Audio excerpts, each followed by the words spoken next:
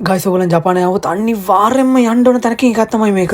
මගේ ජීවිතේට කවදාවත් මම මේක අමතක කරන්නේ නැහැ ගයිස්. ඒ තරමට මම එන්ජොයි කරා. ඒ වගේම මේකට ගියේ ගාන ගැන දැනගත්තොත් ඔයගොල්ලන් පාටම විදිහට පුදුම වෙනවා. ඉතින් උදේ 10ට විතර මායි වයිෆුයි වයිෆ්ගේ යාළුවෝ කපල් එකකුයි මේ ගමන යන්න කියලා පිටත් වුණා. ඇත්තටම ගයිස් මම බලාපොරොත්තු වෙලා ගියේ ලස්සන වීව් එකක් විතරයි. ඒත් එතනට ගියාම හිතලවත් බලපු නැති වෙනම ආතල් එකක් තිබ්බේ ගයිස්. මේ පොට එකේ නම ගොසයිෂෝ රෝප් වේ ගයිස්. මේක තියෙන්නේ මියකෙන් වල. ගිය ගාම ඉතින් වෙන්ඩින් මැෂින් එකෙන් කොෆි එකක් අරගෙන කරේ පාන් එකක් කාලා ටිකට් ගන්න ගියා. ගයිස් ඔයගොල්ලන් විශ්වාස කරනවාද ටිකට් එක යෙන් 2600 එක්කෙනෙක්ට. මේක ගණන් අඩුයි කියන්න හේතුව තමයි ගයිස් ගොඩක් තැන්වල මිනිමම් රෝප් වේ එකේ යන්න යෙන් 4000ක්වත් ගන්නවා. ඒ එක්කෙනෙක්ට. මේක විනාඩි 15ක විතර ගමනක් ගයිස්. උඩට ගියාට පස්සේ තමයි ඇත්තම ෆන් එක පටන් ගන්නෙ. ඕගොල්ලන්ට එතන මෙන්න මේ වගේ උන්චිලි පදින්න පුළුවන් පොඩි ගානක් ගෙවලා ඒකත් පට්ටම ෆන් වයිබ් එකයි වීව් එකයි ගන්න කතා කරන්න දෙයක් නෑ. ෆස්ට් ක්ලාස් ආයෙත් ලොවෙත් නෑ. මෙන්න මේ පොට් එකේ මේ බෝට්ටුවක් අරගන්න මේක යෙන් 600යි වෙන්නේ. ආයෙත් මේක තමයි තියෙන සුපිරිම ෆන් එක එතන. එතනට ගියාම ඕනම මිනිස්සෙක්ගේ ළමා මනස එළියට එනවා ගයිස්. ඉතින් මායි වයිෆයි රූටලා මාරුවෙන් මාරට උපරිම ෆන් එකක් ගත්තා.